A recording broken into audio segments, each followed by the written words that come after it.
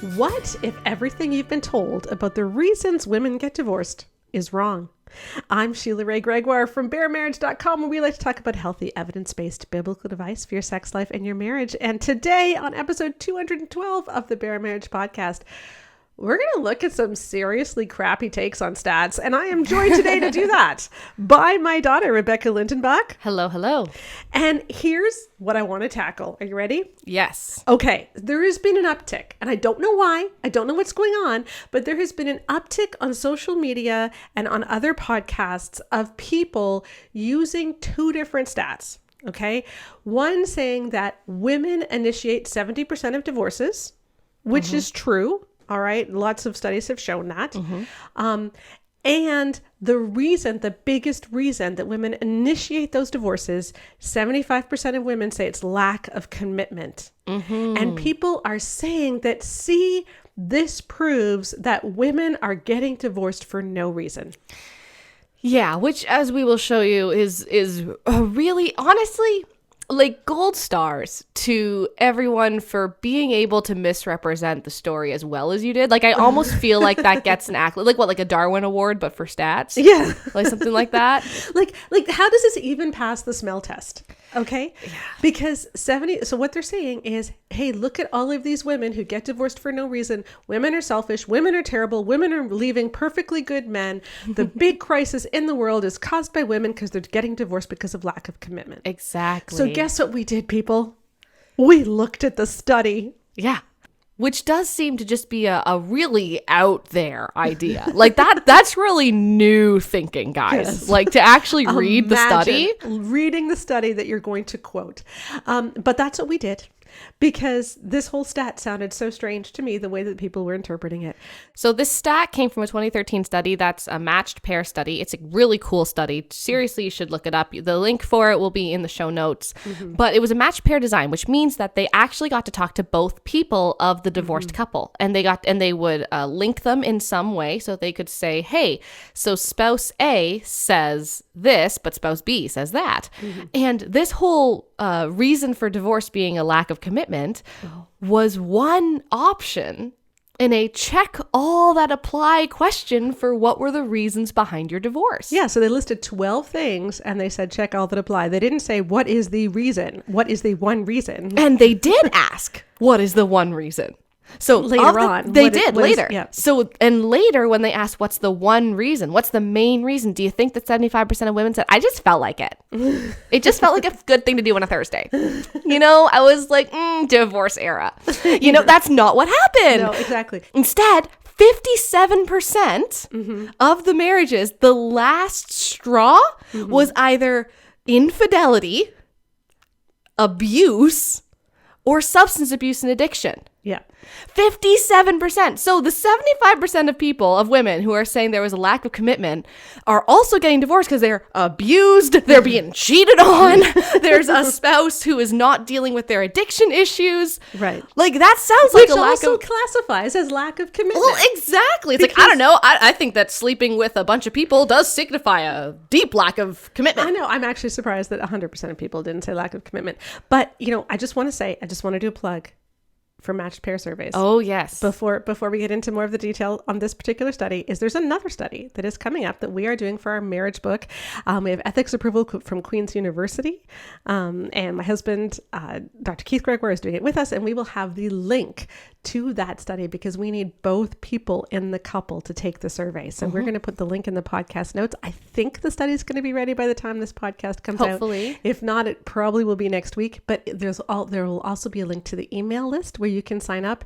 And if you are on our email list, you are going to get notified. So, oh, trust me, I'm going to let you know. Yes. So please sign up. And Becca's emails on Fridays are always amazing. I think so anyway. Yes. So do check that out because we really would love for you to participate in our study. Yeah. But let's get back to this study. Yeah, but that's what's so ridiculous is they latch onto this one stat that shows 75% of women said that there was a lack of commitment in their marriage, and then they completely ignore the 57% of women for whom it's like, yeah, I got divorced because of, or they completely ignore the 57% of couples where the reason was so clearly not a lack of commitment in terms of like I just don't feel in love anymore. It's like he's an abusive person. And that was the 57% said that was the final straw. Yeah. There were actually more couples than that had some of these Yes. things present in their marriage. So let's do one of them. Yes. So the next most common reason for divorce was infidelity after lack of commitment. Okay. Yes. So 59.6% of individuals said that there was infidelity in their marriage. Okay. And that ended up being what, like 88% of the marriages overall? Yeah, 88% of couples, there was infidelity by at least one of the people. Yeah. Okay. So 60% of them admitted that there was infidelity by one or the other, and 88% of couples. And here's why those numbers are different. Okay. And only 31.3% of couples where there was infidelity did both people say, yeah, there's infidelity. Yeah. So what you're seeing here is like, it's the average, right? So in a lot of couples, she's saying, yeah, he cheated on me. And he's like, no, I don't think the infidelity had anything to do with it. Yeah. And so you're going to have like, and vice versa, right? Like where he might say, yeah, there was infidelity on my part or on hers, and she doesn't mention it on her side. So you're going to see that the individual number is going to be a lot lower, because for every one couple, there's two people. Right, exactly. But, and we did know, and this study also found that men were more likely to cheat. Yep. Okay. So that is a lack of commitment. And seriously, when people say, yeah, women are getting divorced for lack of commitment, did nobody say, but that answer wasn't my lack of commitment. It was just lack of commitment in general. Yeah. So I don't know why people thought that they could say, oh yeah, women are just getting divorced because they're not committed to their marriage. But we dealt with this at the Nancy Piercy podcast too, right? Where what often happens in very fundamentalist religious spaces is people look at science or stats until they find something that matches their idea of how the world should work. Not how it does work, but how it should work. And they latch onto it and they don't read any further context, right? I mean, even Emerson Eggerichs quotes John Gottman in his book, Love and Respect, even though if you actually read John Gottman, he has a whole section about how if you have a gender hierarchy marriage, you're doomed, pretty much. Yes. Like, so this is a really common thing where people will latch onto one very sexy sounding stat that says what they want it to say, and they don't actually look at the data. And this is actually especially why it's so important to read the original study. One of the critiques we had of Nancy Piercy, and we did that podcast last month, where we were asking the question, do complementarians really have better marriages, which is what she had been claiming in her new book, The Toxic War on Masculinity. And our critique was she got the vast majority of her statistics from newspaper articles. She didn't look at the actual stat. And this idea that 75% of women divorce because of lack of commitment is all over the internet. Yes. You can find it everywhere. But if you trace it back, you will find it's traced back to this study, which if you read the study, you will come to completely different conclusions. So lack of commitment, then infidelity. Then we also had another big one with substance abuse. Yeah, that was really big. That was 35% of couples. Yeah, 35% of couples said that it was a major contributing factor, and it was mentioned by at least one partner in 50% of marriages. Okay, but in the marriages where substance abuse was an issue, only 33.3% of partners agreed that substance abuse was a major contributing factor. So if she said it was his alcoholism, he only had a 33.3% chance of agreeing. Here's how they concluded it. They said the severity of the substance abuse problem in their relationship was either minimized over the duration of the relationship, or if attempts to address the problem were made, the partner with the substance abuse problem would not improve and or seek help. After several attempts to address the problem, the relationship finally ended. So once again, it's not a lack of commitment, even when there's addiction issues or abuse or substance abuse issues. This is not a commitment issue. This is an issue of the spouse who is not experiencing the substance addiction, is trying to get their spouse to fix this. But if you have kids in the mix, or even you, like, I'm sorry, but substance abuse is really dangerous, especially if you're into, like, you know, drugs that are like not legal. Yeah. You can have people, like, I have had friends where drug dealers have threatened their family because they owe money. Like, that is not something you mess with. That's not a commitment issue. No, that's a safety issue. And yeah, it just isn't okay. And again, women can also be substance abusers. It's just that men are more likely to. And in this study, they also found that men were more likely to. But there definitely were women who were substance abusers as well. Yeah, exactly. Okay, here's an interesting one. Illness. Illness is a fun one to talk about. So there was a really big study done in 2009. Yeah, Journal of Cancer, right? Yeah, Journal of Cancer. And what they were looking at is what happened to marriages when one spouse was diagnosed with a life-altering or life-threatening disease. Things like multiple sclerosis, brain tumors, some sort of cancer. Yeah. that was really serious. So what happened to spouses? And I'm just going to read to you part of their abstract, their conclusion, okay? There was, however, a greater than 6-fold increase in risk after diagnosis when the affected spouse was the woman. 20.8% versus 2.9%. So let's think about what that's saying. Yeah. In 21% of marriages where the wife is diagnosed with a life-altering condition, her husband leaves her. Yep. That's whereas only 3% of men have that same experience. Right. So 1/5 of men will leave their wives when they are diagnosed with a life-threatening illness versus just 3% of women of wives that will leave their husbands. That is huge. So to say that women are the ones with the lack of commitment. Yeah, statistically speaking, on a general population level, it is just ridiculous. When you consider that we know from multiple studies that life-threatening domestic abuse is much more likely to be instigated by men than by women. The amount of murders that happen between partners is overwhelmingly. So let's get to abuse in just a second. I just want to read the final sorry. thing here. Okay. So this is the final thing in their abstract was female gender was found to be the strongest predictor of separation or divorce in each cohort. Yeah. Like no matter what the diagnosis was, no matter what was going on, if you were a woman, that was the highest predictor that you'd be left. Yeah. Okay. So also in this big study, from the 75% that they are always quoting, abuse was an issue in about a quarter of marriages. Yeah. All right. And multiple studies have also found, and I've got some links to these. I'm probably going to write an article about it on the blog, maybe tomorrow. Because we're not going to mention all the studies that we looked up in this podcast, but multiple studies have found that women are actually more likely to initiate divorce and get divorced if they are being abused. Yeah. And that's really cool because we've had this idea. I know that a study out of Queens was looking at this because we have this idea in society that women who are abused are actually less likely to get divorced. And so when we see women who get divorced because they're so beaten down, they don't feel like they have options. They don't have options. And what this has found is that actually, no, women who are abused are divorcing at a much higher rate than the general population, which is, first of all, excellent news. We should all be really happy to hear that. But it also means that because we want people who are abused to get to safety. Absolutely. Yes. Yeah. We don't want people to be trapped in abuse. But it also means that this misguided notion that women who get divorced are able to get divorced, so therefore they can't have been abused, is wrong. Because I think that's what often happens, right? We say, well, if you're getting divorced, was the abuse really even that bad if you could leave? It's like, oh my gosh, that's so toxic. Like that's such a toxic mindset. And I'm glad that now we have the stats to show that no, that is a toxic mindset because women who are abused are able to leave. It's just risky, it's scary, it's hard, it's terrible, but they are leaving. So when you see someone's gotten divorced, don't just immediately assume what it was about. Because, the study is finding there's so many reasons. Yeah. And another interesting thing about this study, so they asked, what are all the reasons? Okay. A lot of the reasons were super important, like super serious. And when you ask couples what the final straw was, you're looking at like 57% of marriages. It's like super serious things. And those super serious things are also present in even more marriages. It's just that they didn't name it as the final straw. Okay. So this is bad, people. Yes. All right. It's bad in the sense that when people get divorced, it's for bad stuff. That's actually good in the sense that we're not seeing a ton of divorces for really frivolous reasons. Okay. Another thing just to hone into with this study is when they asked people, hey, who should have worked harder on your marriage? People were like twice as likely to say that the husband should have worked harder than to say the wife should have worked harder.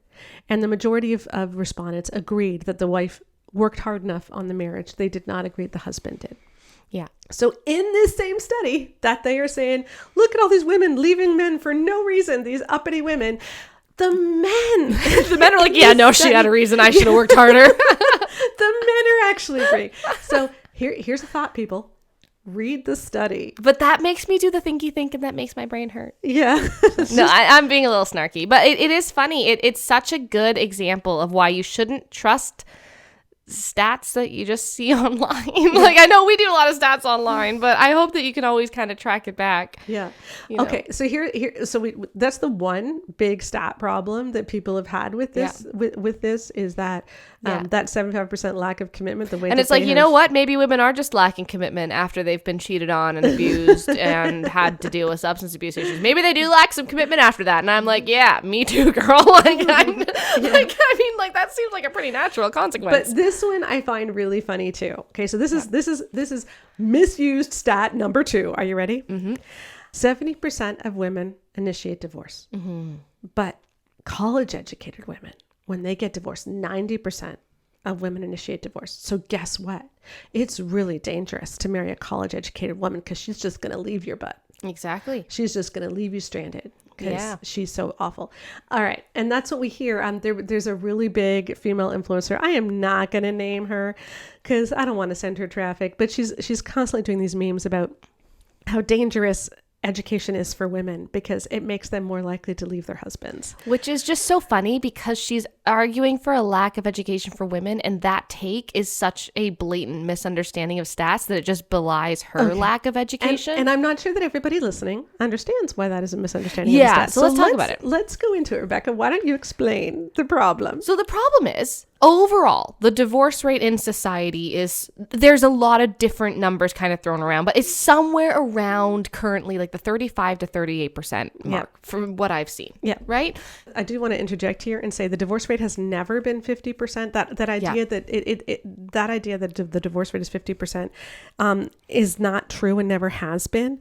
But what is true is that the divorce rate has been falling ever since its height in the late 1970s after no-fault divorce came in. That was the high. There was a divorce boom there, and we're just kind of, and it's been falling ever since until COVID, and we have seen an uptick since 2020. Yeah, which I don't think surprises anyone. No, but yeah. So the divorce rate, you're looking at like 30 to 35%. Yeah, somewhere around there, between 30 and 40%, depending on what you're looking at, depending on where you're looking at. Yeah. Somewhere in that range. And second right? marriages, third marriages, divorce at higher Yeah, rates. that's why it's really hard to say what the divorce rate is, because like, are we talking about first marriage? Are we talking about all marriages? So that's why we're getting a really broad kind of thing. But no matter what you're looking at, no matter what cohort of people you're looking at, college educated women have the lowest divorce rate. They do. People who have completed a college education have the lowest divorce rate. So even if 100% of those divorces were instigated by women, fewer marriages overall would still be getting divorced. Yes. So this is the problem, is understanding that the bigger number, like the big percentage of a smaller number, is still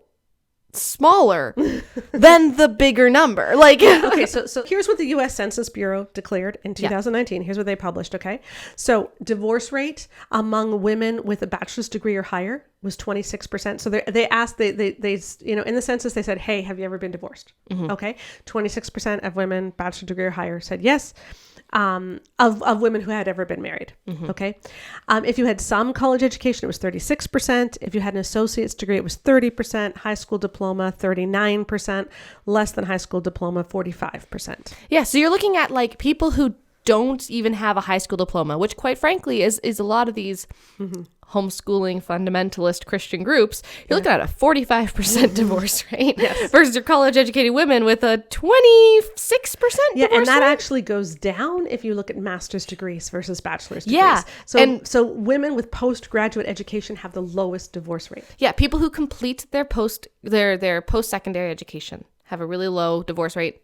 More degrees after that, lower and lower. Yeah. And this is what is funny is, yes, so more proportionately women within that group may be filing for divorce, but there's still going to be fewer divorces overall. Well, of the people who file for divorce, it's more likely to be women in that That's group. what I mean. Yeah, proportionately, more more women might be filing for divorce within that subgroup, but the subgroup is already smaller. Yeah. So if people are already getting divorced, okay, so this is it's not looking at what percentage of women are going to get divorced, 90%. No. The 90% only applies to college educated women who are getting divorced. 90% of those divorces are initiated by women. Okay. Among people overall who are getting divorced, 70% are initiated by women. So it's more likely to be initiated by a woman if you're getting divorced, if you're college educated. That does not mean that college educated women are more likely to divorce you. Yeah, it's it's actually still less the likely to opposite. happen overall. Like, you are less likely to get divorced overall if you marry a college educated woman. Right. What it does mean, though, is that college educated women are less likely to put up with crap.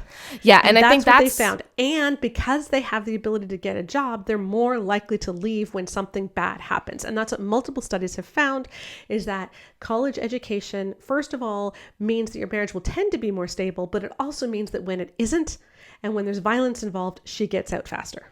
And that's what I think is so horrifying. It's this question not of like, oh, are too many women divorcing who are educated? And I think there's less of that question. There's more of are the other groups artificially deflated in their numbers, right? Like how many of those women who don't even have a high school diploma aren't divorcing because they don't have a choice?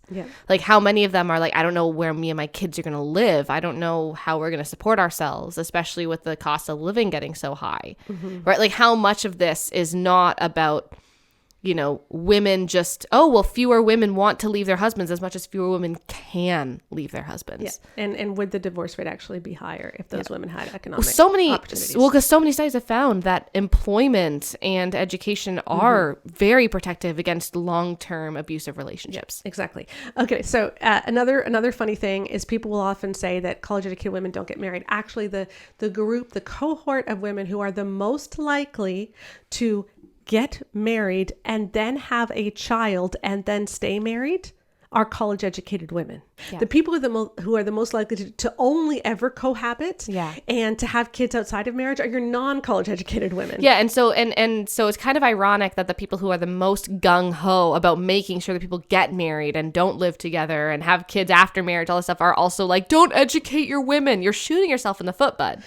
Like you're making it less likely. Educated women get married and stay married at high, and we're actually seeing a real marriage gap where the upper classes are still getting married and the lower classes are not. Which it's actually really a problem for all kinds of a host of other reasons, which we're not going to get into in this podcast. But just suffice it to say that all of these people who are claiming that college educated women are just dumping men left, right, and center, again, have not read the actual studies. Well, and it's the same kind of statistical misunderstanding that Emerson Eggerichs did, right? Like the whole idea of like 85% of stonewallers are men, therefore 85% of men stonewall. It's a similar level of misunderstanding stats. Like, well, 90% of college educated women divorce their husband, who get divorced are the ones who initiate divorce. Wow, women must be initiating divorce so much often. No, because the number is smaller.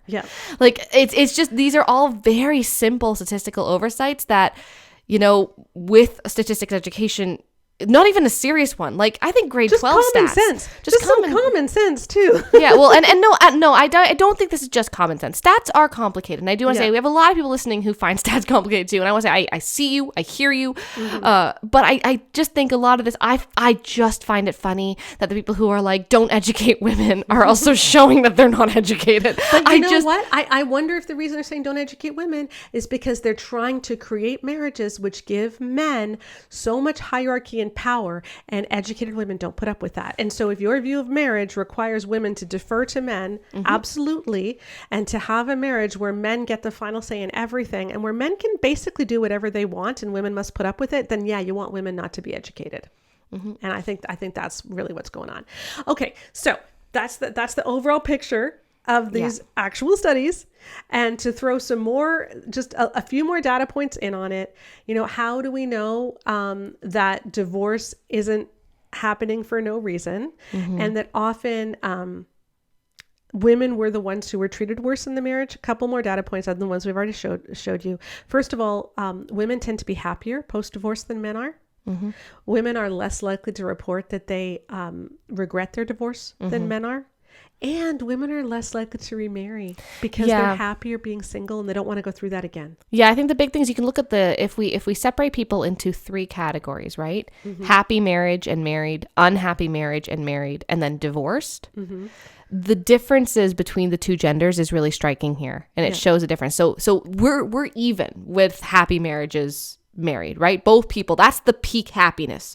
When you look at studies, like the happiest people, the best long-term health outcomes, the best long-term financial stability, like mental health outcomes, everything. A lot of outcomes. Happy marriages that stay married. But that's not really rocket science. It's like, why would you sabotage a great marriage? Like when you're in a good marriage that you find like happiness in, you do really great. The next one's totally different, though. The next two are totally swapped. If you are in an unhappy marriage, that's still better for men than being divorced. Right? So the men are still experiencing the long-term health benefits. They have longer life expectancy. They have better financial stability, all sorts of things, all sorts of different things. Women don't. Yeah. There's been a study that found that, women in bad marriages actually have worse health outcomes. Mm-hmm. And so the benefits for men are just kind of across the board for marriage. Like, as long as you're married, you do better. Yeah. For women, it's only if you're in a good marriage. Mm-hmm. So for women, the happiness goes married and happy, then divorced, and then married and unhappy in terms of health outcomes, in terms of happiness, all these different things. For men, it's not like that. It's married and happy, married and unhappy, and then bottom of the barrel is divorced. Yeah. So yeah, men are way more likely to remarry. Men have the positive health outcomes even if they're in a bad marriage. And why? It's like those happy marriages where both people are doing well. Mm-hmm. You're feeding into each other. It's like that silly thing from Friends that I've quoted before, right? Joey's wedding speech for Monica and Chandler, like, as we have and receive, to share and give, and in the having of the sharing, we shall receive as we so give, right? Like that kind of reciprocity, the silly we build into each other, we take and we give kind of thing is happening. Mm-hmm. But in these unhappy marriages, what's happening is he is being a vampire for her. Mm-hmm. So she's losing the health benefits and he's gaining them. Yeah. This is not an equal relationship. Mm-hmm. And so when they get divorced, it's also not equal. She does better, he does worse. Yeah. Not necessarily financially. No. But in a lot of the long term, a lot of other long-term measures, they do better. Yeah. And so if we're looking at, hey, why are women divorcing and what are the reasons? That's what it is. So, okay. So next time you hear someone say, hey, women are divorcing for no reason, mm-hmm. And women are being so mean and women are terrible to men and women are fickle, just remember that no, the majority of divorces are happening for, as Gretchen Baskerville, author of The Life-Saving Divorce, has said, she's been a frequent guest on this podcast and we really appreciate her work. The majority of divorces are for life-saving reasons. Mm-hmm. They're for, because something really destructive is happening. Okay. Mm-hmm. Now let's talk about the others. Yeah. Because I think that's where most people, a lot of people listening to this podcast are in abusive places and are in those. Yeah. Or have escaped them. And we appreciate you and we see you. But there's also another type of marriage that destroys, where it's not something where it's like a clear poison that's like even if it's a one-time thing, it's too much, right? Yeah. There's the death by 1,000 cuts marriages. Yes. Right. There was that great, what was that blog post that he wrote? Oh, yeah, the guy. She divorced me because I left my dishes by the sink. Yes. Right? Yes. There's this guy who wrote this awesome article for HuffPost and it turned into a book where he's talking about how he got divorced because he put his cup beside the sink. And he's like, well, it wasn't actually because I put my cup beside the sink. My wife wasn't a pedantic, she wasn't ridiculous. But that was the final straw that she said. No, it was signifying the relationship where she would constantly tell him, like, put your dishes in the dishwasher, I beg of you, like, just stop leaving your crap everywhere. And he didn't. Mm-hmm. He kept doing it. And what did that say? It meant, I'm entitled to your work. I'm entitled to your time, right? Mm-hmm. My time and my comfort are more important than yours. Yeah. It says, I don't care enough to do this simple thing that we can expect of 7-year-olds. Mm-hmm. I don't care enough to do that for you. And so he's like, yeah, so my wife divorced me because I left dishes by the sink. Mm-hmm. And she had every right. Yeah. That's what he said. So he wrote this whole book about how, like, not to be the kind of dude anyway. There was a great Instagram reel that was shared in our patron group. Oh, and by the way, shout out for our patron group. Yes. So we have people who support what we do on a monthly basis, and we're so grateful for them. They give between $5 and some even $100 a month just to give us some fun so that we can keep doing this. But more importantly, that we keep doing our research, like this new study that's coming, the new book that's coming out. So we appreciate them. They get access to a Facebook group, an awesome Facebook group, to our unfiltered podcast, to what's going on behind the scenes. They got some extra interviews with Nagma Panahi last week. And we're starting a book club for Jill Duggar's book. Jill Duggar, what's her name? Dillard yes. book. We're doing that soon. Yes, counting the cost. Mm-hmm. So our patron group's amazing, and you can join that too and be part of this movement as we do try to change the conversation about sex and marriage in the evangelical church. But in that page, and we will put a link to that, in the podcast notes. But in the patron group, someone shared an amazing reel by a woman. I love her. I watch a lot of her reels, Caylee Cresta, and she talks a lot about issues of mental load and just general unfairness in marriage, and explaining how people don't necessarily realize this is unfair, but often women just get really upset and feel resentful, and here's why. And so we're going to let her explain this issue of dishes by the sink and mental load. She's talking about taking out the trash, but here's Caylee. Okay, so I hear a lot of men saying, why does she make it such a big deal when I forget to take out the trash? And the answer is pretty simple. I want you to think about it this way. Everyone in your home, including yourself, is at the forefront of her mind all the time. So she remembers to do things like get your son's favorite cereal, sign your daughter up for soccer, wash all your work clothes, and make your dentist appointment. And you don't have to remind her to do any of those things because in her mind, she doesn't even have the choice to forget. But if she's thinking about you and what you need all day, then can you imagine how bad it must hurt when you can't do the one thing she asked you to remember? Think about it. You have to remember that forgetting to do something is a luxury that a lot of women don't have. And you remind her of how overwhelmed she is every time you reinforce that she can't depend on you. I just think that sums it up really well. Yeah, it really does. And we've talked about mental load before. I don't want to belabor it, but just to say that, over years and years and years, this can really wear on a person when you feel like my time, my energy is not valued the way yours is. Because you sit down and you think nothing of sitting down while I am working. Yeah. And it gets exhausting.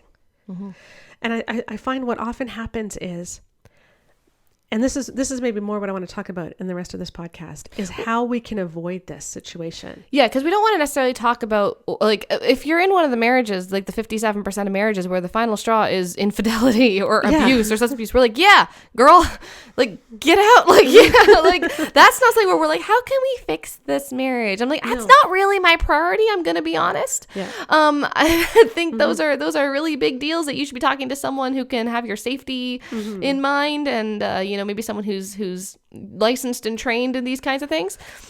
But there is a small portion of marriages where, because remember, 88% of the couples had infidelity. Yeah. So like, let's say 10% to be generous, right? Of marriages where there isn't a quote unquote reason.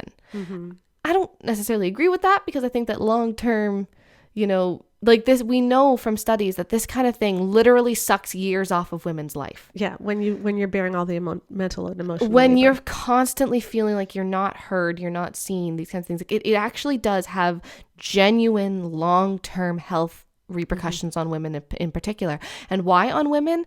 Because women typically are the ones who fill in the blanks when things aren't being done. Yes. Whatever it is, whether it's emotional labor with in-laws or like making sure that the kids' stuff is all sorted or whatever it is, women are taught from a very young age that, just like Caylee said, you don't get to forget. You have to do it because no one else is going to.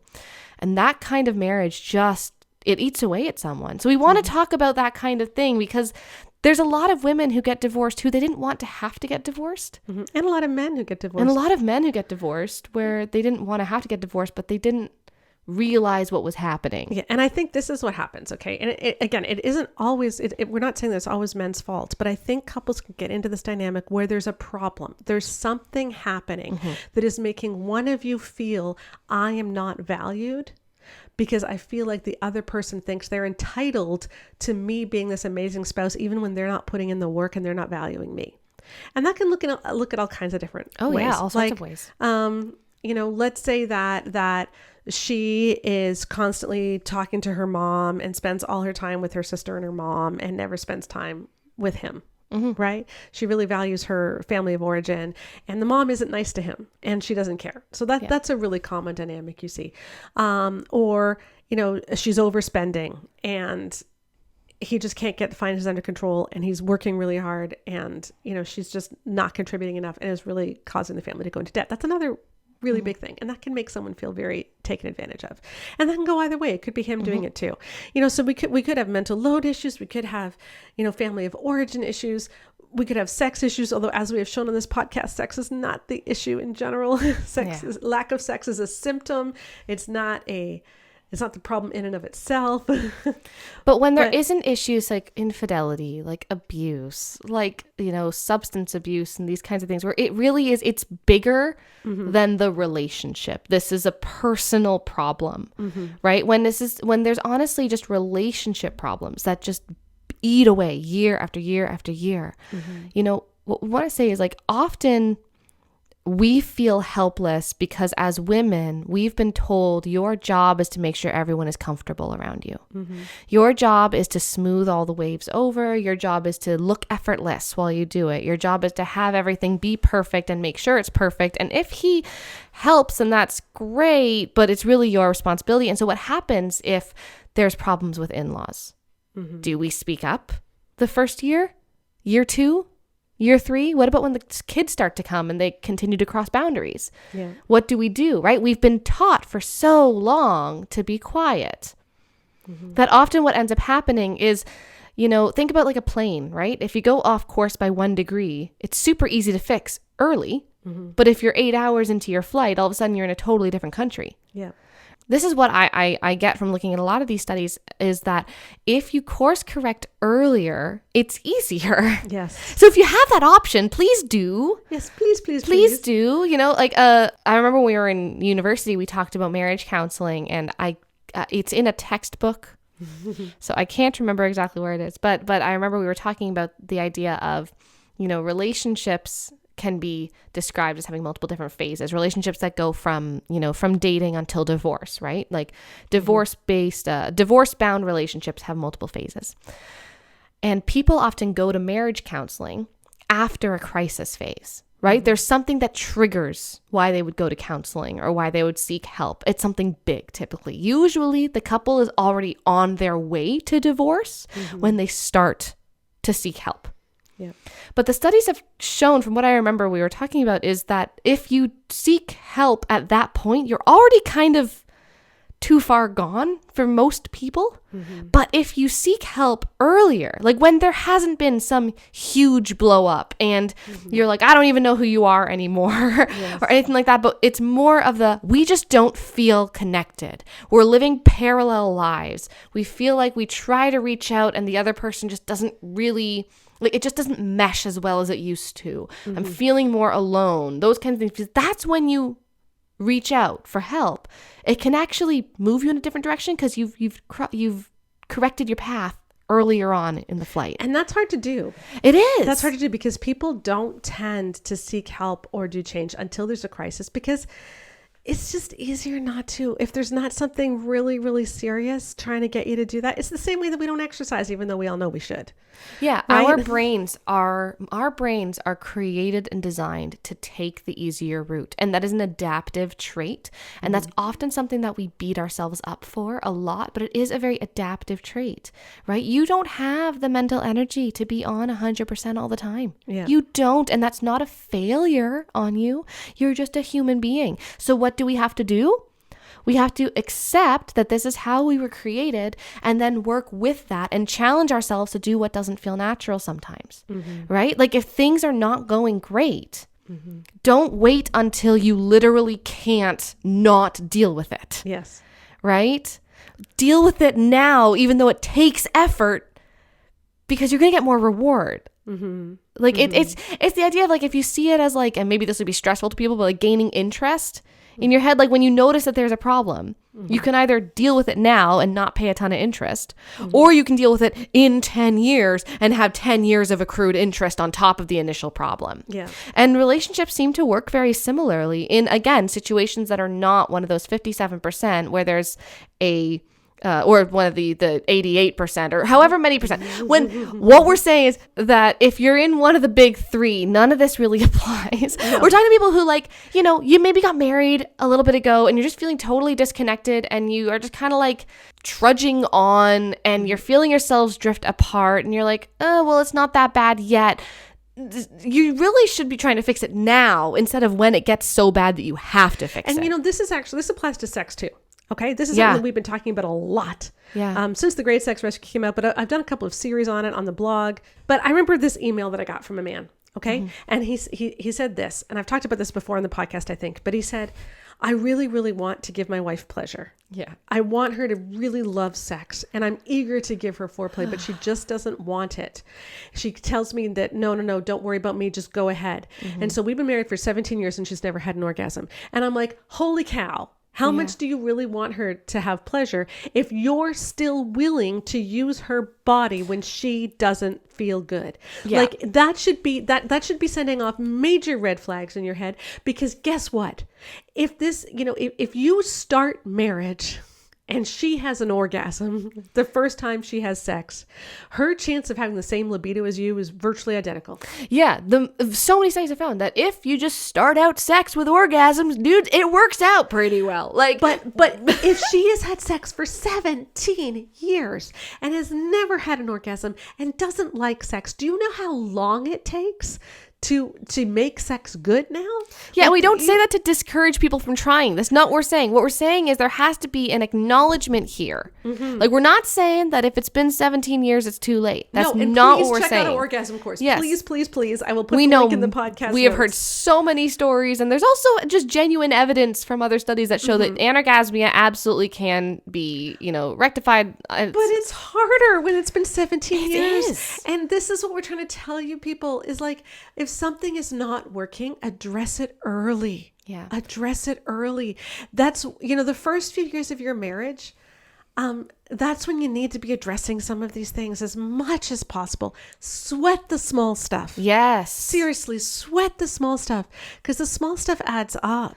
And I do want to address that, because I know that a lot of women, a lot of marriages break apart because of, and I quote unquote, like there's without a reason, quote unquote. And I'm saying that, like, but that idea where it's like, it's just that it's been 25 years of feeling used and misunderstood and taken advantage of, and married to someone with extreme entitlement, and you're working yourself like to, how many women have we all known who have been up doing housework and chores for hours while their husbands are just doing their own thing? And like there are a lot of marriages where that's the reason why there's divorce. And I think it can be tempting in a lot of Christian circles to say, oh, well, because it wasn't one of the big reasons, therefore she just wasn't committed and it wasn't a valid. No. Death by 1,000 cuts is still a death. Like, I want to say that. Like, we're talking about the difference between like with the issues, like your spouse cheats on you, or there's abuse, or there's a long-term like substance addiction that they're just not dealing with, like these kinds of things that are just horrible to go through. Those are kind of like your out of the blue like brain tumor diagnoses. And then there's other things where it's like maybe a preventable lung cancer, but once you've got the lung cancer, it's still lung cancer. I'm just trying to explain how I don't want this to become a podcast where people say, oh, well, you didn't get divorced for the right reasons.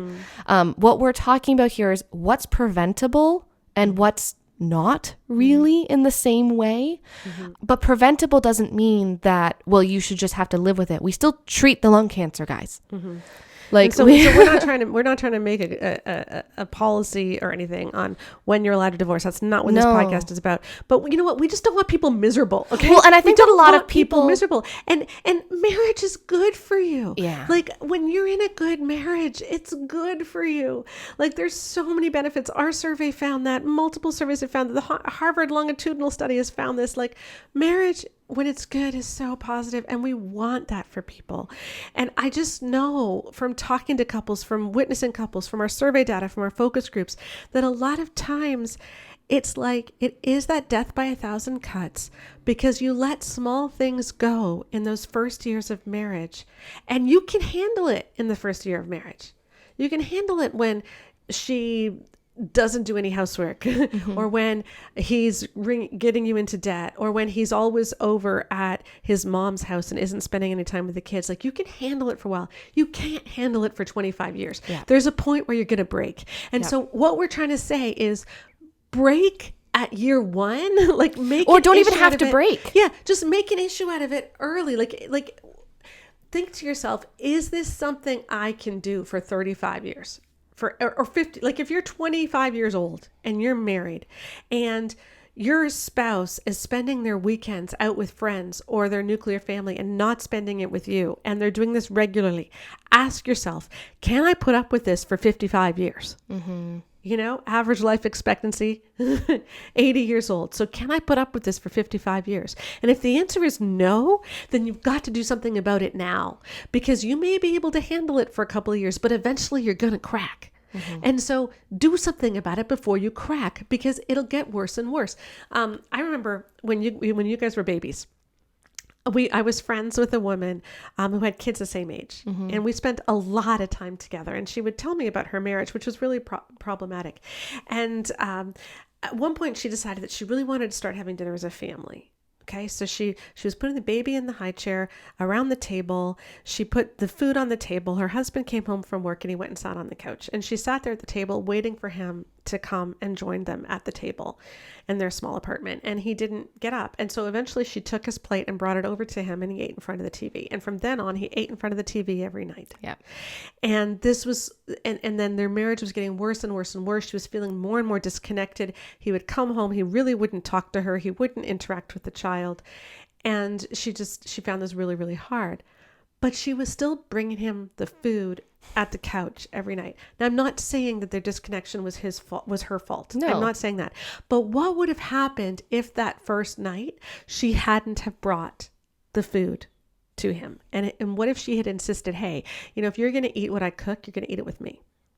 Now, he ended up being quite a terrible person. It could be that he would have said, no, I would rather leave. Yep. And the marriage may still have blown apart, but maybe it would have blown apart earlier before so much trauma had happened too. So I'm not saying she could have avoided divorce. I'm just saying, I think for a lot of people, they get into these negative dynamics that make things worse. And if you can address those negative dynamics early, sometimes this marital breakdown may not happen. Yeah, a silly, lighthearted example is actually me and Connor. Yeah, please do a silly one, because I took a serious one. Yeah, so my husband has he's decided to give up coffee, which really impacts me, and I'm really the main character here. No, but he's decided to give up coffee, and for 8 years of marriage, he has been the one to go and pick up coffees or something if we're gonna have a night watching a movie or something. So the other night, I asked him if he could go get us coffees, and he looks at me and he's like, you can go get you a coffee, but I'm not going to get you a coffee, right? And I'm just like, well, that's so rude. You have to go. No, wait, no, you don't have to. Yeah, no, I'm being lazy because literally you get nothing out of this, and you're trying to give up caffeine, and I'm asking you, to go get me. Yeah, no, I'm the bad guy here, right? So we had this kind of conversation where we were both just totally laughing over it, but our default as humans, like I just said earlier, our default is to do the easy thing. And we often, I think, have this idealized version of how we should be, right? And we should be perfect, right? We should be perfect. I should just want to do everything, and I should have limitless energy, and I should never make any mistakes, and I should never be selfish, and I should never do anything. And that's just not what happens. We are human beings. And the benefit of a relationship is that we can be each other's gutters, in essence, like when you're bowling, like gutter ball, right? Like Connor and I can both hold each other accountable, and he can be like, Rebecca, I am not going to drive out using my very scarce free time since we have children to buy you a coffee when I am giving up coffee, right? And similarly, when we were first married, I was like, hey, we're both students. I am not doing all of the cleaning. I am not doing this. You are doing this. And that's been such a beneficial thing for us. And for both of us, like if I hadn't made a fuss about mental load early in the marriage, we would have a very different relationship than we do right now. If he just kept enabling me to be a little bit lazy and sit on the couch while he went and got me treats, that also wouldn't have been great, right? Like I think that this is one of the benefits of a relationship where, again, we're talking about marriages where there isn't anything big wrong. This is just bad habits and cycles. We're not talking about bad character. We're not talking about, whether or not someone's a safe person. We're talking about just these situations where we can get into ruts because we forget that we're supposed to be iron sharpening iron, and we're not supposed to bend over backwards to make someone feel comfortable and happy, but we're supposed to actually just be healthy people. And you're allowed to expect that of your spouse. I saw an Instagram reel by a young female influencer. I'm getting seriously worried about this. We got to do, I don't know what to do. So if any of you listeners have ideas, let me know. But there's a real trend on Instagram and TikTok of young women in their 20s and early 30s tend to be good looking, but the trad wife thing is really taking off, where they're the ones spewing everything that Emerson Eggerichs and Shanti Feldon and the Everymans, like they're spewing it all. And there's a real growing movement of this, and I don't know how to, we got to do something. But anyway, this woman was saying how she just loves submitting to her husband. She loves being a stay-at-home mom. She loves making him food and doing the housework while he sits there relaxing. And I thought, okay, you can sustain that now. I would love to know what you're thinking when you're 55 years old. Well, and that's exactly it. Because when you look at the stats, they're really happy for like 7, 8, 9, 10 years. Yeah, but you can't sustain that long term. And if you are working while he is relaxing, what you're really saying is your time is more valuable than mine. Mm-hmm. So you should be able to relax because you're the man. Well, I do all of this work for you. And this is going to play in multiple areas of your life, right? Like, and it isn't always a gender thing. If she is spending too much money, then her lifestyle is more important than my time and then my stress, so it's okay for her to add to the amount of work I have to do and to the amount of stress I have, because that's the way that she's saying. And when this goes on over and over and over again, you can sustain it for a little bit, but you can't sustain it long term. Yeah. And that's why we need to make issues of these things early and figure them out early. Yeah. And please with sex, do that. Read The Good Guy's Guide to Great Sex, Good Girl's Guide to Great Sex, figure out how the sexual response cycle works, read The Great Sex Rescue. Like I said, we have an orgasm course, we have a boost your libido course, but it's so much harder to fix a sex life where there's been selfishness, where there's been obligation, where there's been no mutual pleasure, like 15, 25 years down the road than it is to fix it at 6 months. Can I say something that might be a little bit like people, I don't know if people would like this or not, but I'm curious to know what people think. Yeah. I honestly wonder how much of this would be easier if we stopped putting it in marriage terms, because so much of that is so loaded based on a lot of this, like it's so tied into gender roles. And we actually started treating our marriages more, hear me out.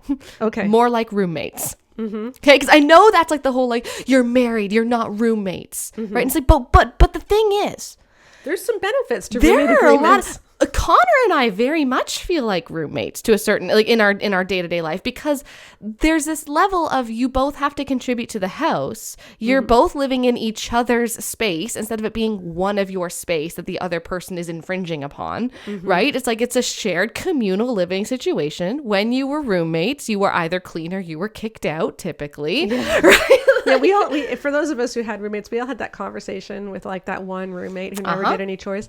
You've just been getting along so well with Jordan lately. You've been getting along, you and Jordan vibe so well. Have you ever thought about, like, because we were thinking about maybe, like, I don't know, like, we were thinking maybe we get a smaller apartment, but we don't want to make you just not have anywhere to go. It's like, what if you moved in with Jordan and then we moved into a different apartment where you weren't? like everybody had that one roommate, right? Or maybe you were that one. Yeah, maybe you were that roommate, But when you were roommates, you were like, yeah, the bathroom needs to get cleaned, the floor needs to get mopped. Let's have like, and that's legit the conversation that Connor and I had our first year of marriage. Was he cleaned in his bedroom was always messy, because I'm a messy person too. We're both messy. It's fine, but like, I was like, but he cleaned the sink and the toilet at his roommate house, so let's do it in the marriage too, right? Like, I honestly wonder if like the idea that you're not roommates just means you have to have sex, but if you're not actually living up to the standard of roommate, like maybe we need to work on that too, right? Because like the idea of like, you're making someone's life harder. Right. In different ways. If you're a roommate making someone's life harder, you get kicked out. That's not a good roommate. Be a good roommate, guys. Yeah. Like in shared space, you're not allowed to leave your stuff around the shared space. Or there's just lots of stuff that we would talk about as roommates. I just feel like maybe we do need to just figure out how to be good roommates first, and then we can, like, that's the basis. That's the basic, like, bars on the floor level, where it's like, just be good enough to be their roommate. But Leo Tolstoy opened the book Anna Karenina with a famous line. Yes. Right? Happy families are all alike, but every unhappy family is unhappy in its own way. Yeah. And that is actually really true. Happy families all have very similar things, right? Like, they treat each other well, they respect each other, they're partners, et cetera, et cetera. Whereas unhappy families can all be unhappy in their own way. And if your marriage is unhappy, for some of you, it might be mental load. It might be finances. It might be one of those big three. It might be one of those big three, but I mean, for when it's not those big three, there's all kind, and we're never going to mention all of them. We're never going to cover all of them. But I think the theme that I really want people to take home is, when we let things go that are unsustainable in the long term, Yes. you're going to one day wake up in crisis where you just can't do it anymore. Yeah. Because when you're young, you have optimism and you have so much energy. You often have better health. You have more time. It doesn't seem like it, but you actually have more time until children come, and then you don't. Yeah. But Then you have no time. You have negative time. but like you can sustain things when you're young much easier than you can once you're in your 40s, 50s, and 60s. So deal with it in your 20s and 30s. For whatever reason, things aren't working. Deal with it early, and then you're less likely to find yourself in a place where you're saying, you know what, if we got divorced, my life would actually be better. Yeah. Because for a lot of people, that's actually true. That is objectively true. Yep. If you get divorced, your life is better. How sad is that? And so if it's possible to have a different ending to your story, and for many people it is, if they deal with these things early, you know, whatever that thing may be, then maybe you won't end up like one of these statistics. And so it takes work to deal with things early. It means that things are going to be rocky. You've got to rock the boat. You've got to say, hey, this isn't okay with me. But it's also such a great way to learn how to grow as well. Like both Connor and I have gotten so much better at confrontation, both in handling it, but also doing it well because we've actually done it. Yeah. Like, So please, so those are the two big takeaways from this podcast. First of all, before you quote a stat, read the study, or you're going to look like an idiot. please. And we will laugh at you. Please read the study. Women do not initiate divorces for no reason. Again, 88% of the couples had some form of infidelity. Yes. So there's something going on there, okay? And you know, the three biggest final straws that were present in 57% of marriages, they said this was the final straw: infidelity, abuse, substance abuse. So women are not getting divorced for lack of commitment. And when people say that, just realize they don't know what they're talking about, and they're not worth listening to. But the second big takeaway is just, we don't want you to be in one of those stats, you know, and sometimes you can't help it. Sometimes it is really because your spouse has bad character and they're going to end up hurting you. But in the cases where that isn't the case, then let's do something early. Because great marriages are great. Yeah, again, the best health outcomes are people who are in happy marriages. So if you can do the work, if it's a problem of just, you know, miscommunication or relationship skills versus a lack of character and safety concerns, like if this is a relationship skill issue, like put the work in before you're so far down the, you know, crisis path. That you don't have any choice but to deal with it. Deal with it while it's still small. Because remember, if you're not going to be able to put up with it for 55 years, then don't put up with it now. Because if you do put up with it now, it's going to keep happening for the next 55 years of your life. Yep. So there you go. That is what we wanted to share with you on the Bare Marriage Podcast. So thank you for joining us. Again, we will have the links to our email list that you can sign up to be notified about our next survey. We'll have links to our patron group. We would so love for you to join us. We also do have, they're available, I think that we're going to be taking them out of our store in the next few days, but our domestic violence awareness merch and our breast cancer awareness merch. We got them up late in October, so even though October was the we've been busy, guys. We've been busy, so we're leaving them up a little bit in November, and 20% of the profits from those products will go to charities in our local area in Ontario, Canada, that support breast cancer research and domestic violence help. And again, we will also have links to our sex courses, the orgasm course, the boost your libido course, because deal with this stuff early, people. I don't want to hear any more emails from men saying, I've married for 17 years, she's never had an orgasm, but I keep having sex with her. Let's just not do that anymore. Okay, thank you. And we'll see you again next week. Bye. Bye-bye.